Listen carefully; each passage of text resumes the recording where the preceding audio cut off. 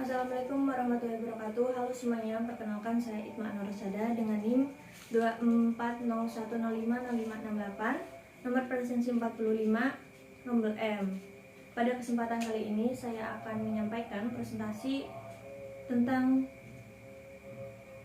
bimbingan dan konseling.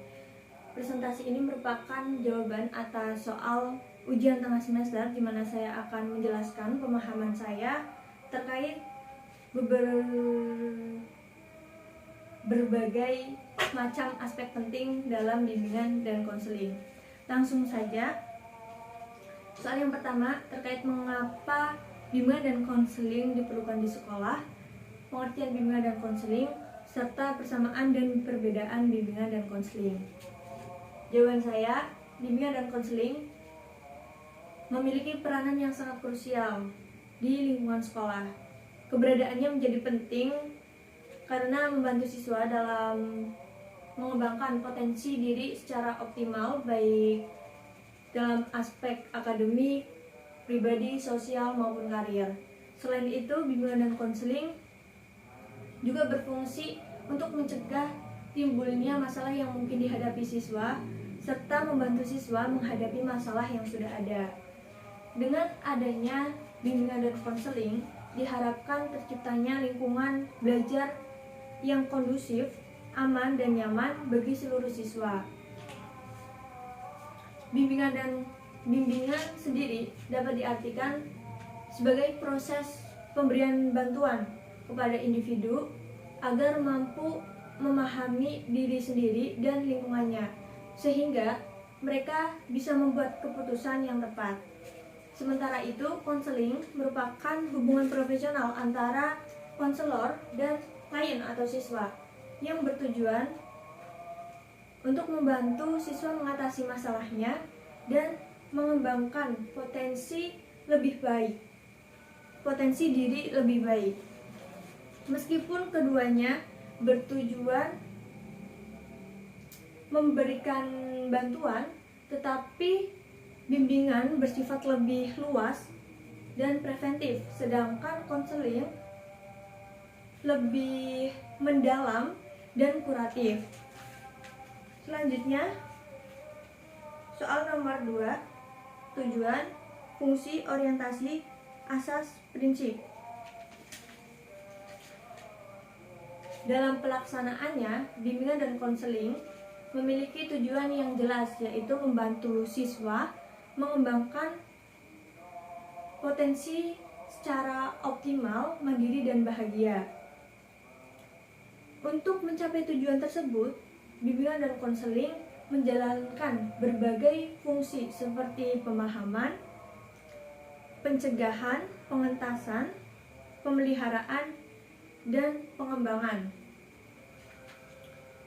Orientasi pada bimbingan dan konseling juga berbagai macam, mulai dari orientasi individual yang memperhatikan keunikan setiap siswa, orientasi perkembangan yang mendorong perkembangan siswa, orientasi pencegahan yang mengutamakan pencegahan masalah, hingga orientasi penyembuhan yang membantu siswa menyelesaikan masalah yang sudah ada. Adapun asas-asas yang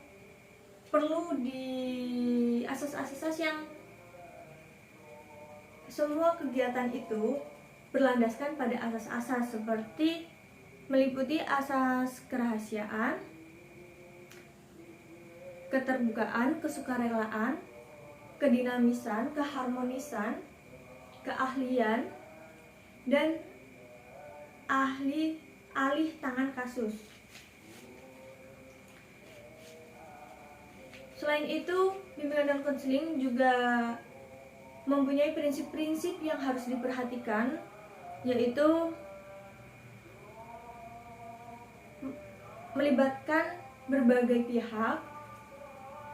Siswa atau klien itu sebagai pusat atau berpusat pada klien, dilaksanakan secara sistematis dan berorientasi pada pengembangan dan berlandaskan pada profesional pada etika profesional.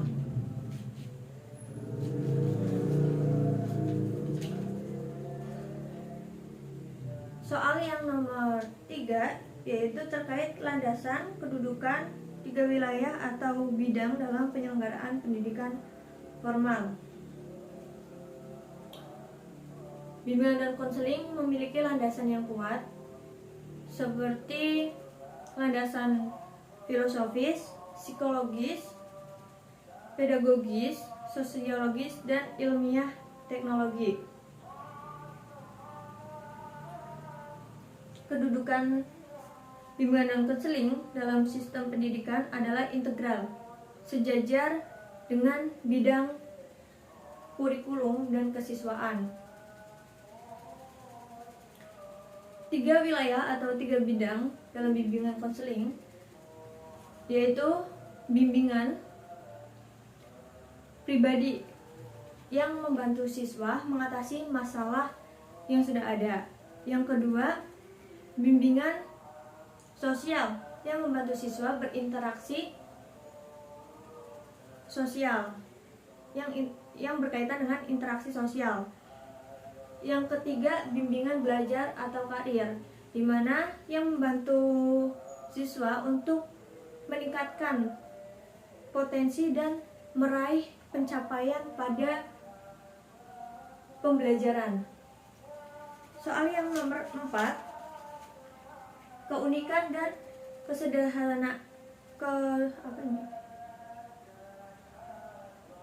keunikan dan keterkaitan tugas guru dan konselor. Guru dan konselor memiliki tugas yang unik tetapi saling berkaitan, di mana tugas utama guru adalah mengajarkan materi pelajaran dan membentuk karakter siswa.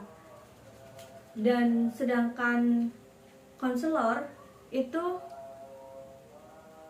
memberikan layanan bimbingan dan konseling secara profesional. Keduanya saling berkaitan, di mana kontribusi atau kolaborasi antara guru dan konselor itu dapat menciptakan lingkungan belajar yang kondusif dan efektif untuk pencapaian masa depan siswa. Yang nomor 5, soal nomor 5 adalah karakteristik pribadi dan kompetensi profesional yang perlu dimiliki dalam memberikan layanan bimbingan dan konseling, dan kemampuan komunikasi empati guru BK. Mengingat atau membahas karakteristik pribadi dan kompetensi profesional, guru itu memang harus memiliki 2 hal tersebut, harus memadai, di mana karakteristik pribadi seperti kejujuran, kepekaan, keterbukaan, kemampuan untuk menghargai perasaan, kemampuan untuk komunikasi dengan baik, dan empati, serta kompetensi profesional guru itu meliputi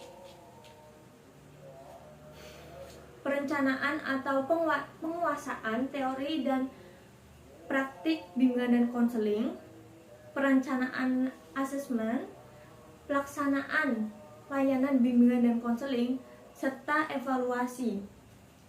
Guru juga perlu mempunyai kemampuan kerjasama kepada atau kerjasama dari berbagai pihak, seperti itu. Dimana mengingat pada abad 21 ini yang sudah ada teknologi dalam masa sekarang, guru juga harus atau bisa memanfaatkan teknologi itu sebagai media untuk mempermudah layanan bimbingan dan konseling. Seperti itu. Demikian dari saya cukupkan atas jawaban saya, semoga dapat bermanfaat bagi kalian yang menonton. Saya tutup. Wassalamualaikum warahmatullahi wabarakatuh.